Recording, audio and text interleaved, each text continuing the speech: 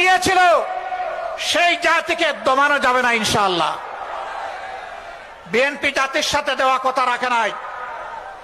আমরা বিএনপিকে বলছি, দেশ এবং জাতির স্বার্থে আপনারা ভুল করছেন, আপনারা ভুল সংশোধন করে জনগণের কাতারে আসুন, জনরায়কে সম্মান করুন। জনরায়কে সম্মান না করার পরিণতি কি হতে পারে দফায় দফায় দেখার পরেও যদি শিক্ষা না হয়, জীবনেও আপনাদের শিক্ষা হবে না। খুলনাবাসী, আমরা আপনাদেরকে কথা দিতে এসেছি। আপনারা যে রায় দিয়েছেন, আমরা সেই রায়টাই আপনাদের কাছে চেয়েছিলাম। আর আমরা বলেছিলাম এই রায় বাস্তবায়ন করা হবে সংসদে গিয়ে। আমাদের দায়িত্ব, চুরি ডাকাতি ইঞ্জিনিয়ারিং করে ভোট কেড়ে নেওয়া হয়েছে, নেওয়া হোক। আমরা সংসদে যা আছি তাই নিয়ে আমরা সিংহের মতো লড়াই করে যাব ইনশাআল্লাহ। আমরা জানি সহজে কানে পানি ঢুকবে না, তখন সিরিঞ্জ দিয়ে যদি ঢুকাইতে হয় সে পানি আমরা ঢুকাবো। যদি ফয়সালা সংসদে না হয়, তাহলে যেখানে কথা বলতে মাননীয় স্পিকার বলতে হয় না, যেখানে কথা বলতে স্পিকারের অনুমোদন লাগে না, সেই খুলনার মাঠ, বরিশালের মাঠ, চট্টগ্রামের মাঠ, কুমিল্লার মাঠ, সিলেটের মাঠ, ময়মনসিংহের মাঠ, রংপুরের মাঠ, রাজশাহীর মাঠ, বগুড়ার মাঠ, সব জায়গা থেকে আগ্নেয়গিরি তৈরি হবে।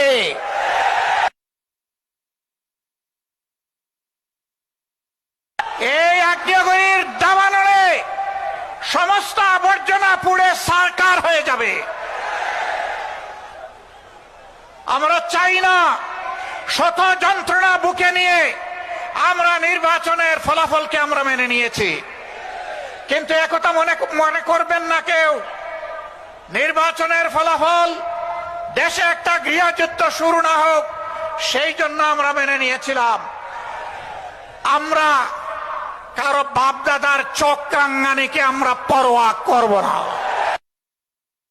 অন্যায়ের কাছে আমরা মাথা নত করব না।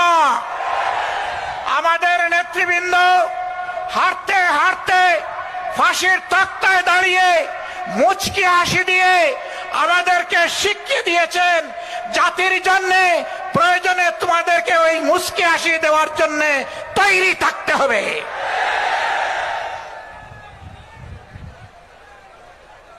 খানজাহান আলী শাহ মখদুম, শাহজালালের এই বাংলাদেশে জনগণ সেই মুচকি হাসি দেওয়ার জন্য প্রস্তুত।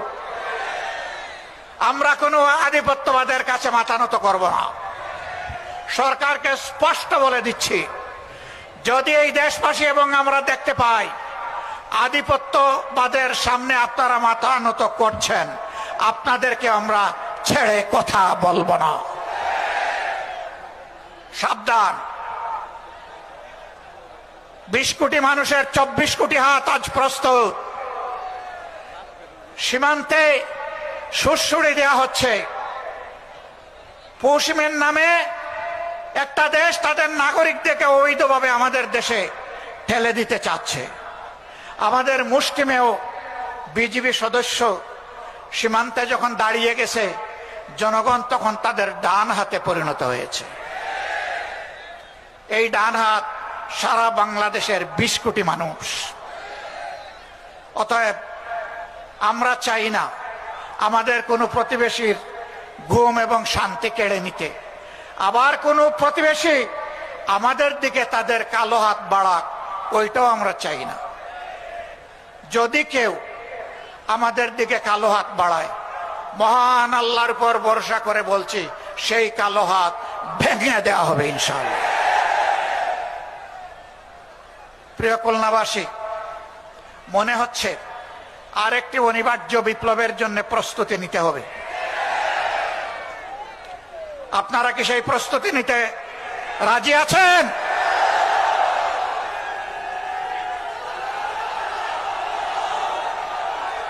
সম্মানিত বন্ধুগণ, এই বিপ্লব কোন দলকে ক্ষমতায় বসানোর জন্য নয়, কোন গোষ্ঠী এবং পরিবারকে তুষামোদ করার জন্য নয়, কোন আধিপত্যবাদের কাছে মাথা নত করার জন্য নয়, বরঞ্চ দুনিয়ার বুকে স্বাধীন সার্বভৌম রাষ্ট্র হিসাবে সম্মান, ইজ্জত, শক্তি, সাহস নিয়ে মাথা তুলে দাঁড়ানোর জন্য হবে আগামীর বিপ্লব ইনশাআল্লাহ তাআলা লাজিম।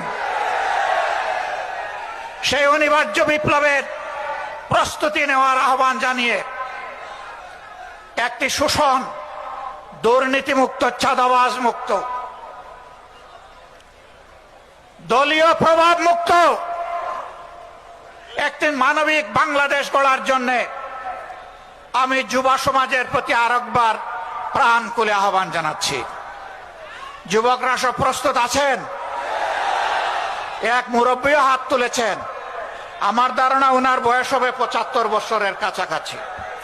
মানে যুবকদেরকে তিনি জানিয়ে দিলেন, তোমরাই শুধু যুবক নও, জাতির প্রয়োজনে বয়স যাই হোক আমরাও যুবক। একসাথে আমরা লড়াই করব অন্যায়ের বিরুদ্ধে, আধিপত্যবাদের দূষরদের বিরুদ্ধে, দলখানাদের বিরুদ্ধে, চাঁদাবাজদের বিরুদ্ধে, দুর্নীতিবাজদের বিরুদ্ধে, আমার শিশুর সন্তান যে কেড়ে নেয় সেই দর্শকদের বিরুদ্ধে। আল্লাহ হাফেজ। বাংলাদেশ জিন্দাবাদ। 11 দলীয় ঐক্য জিন্দাবাদ। খুলনাবাসী জিন্দাবাদ। আসসালামু আলাইকুম ওয়া রাহমাতুল্লাহ।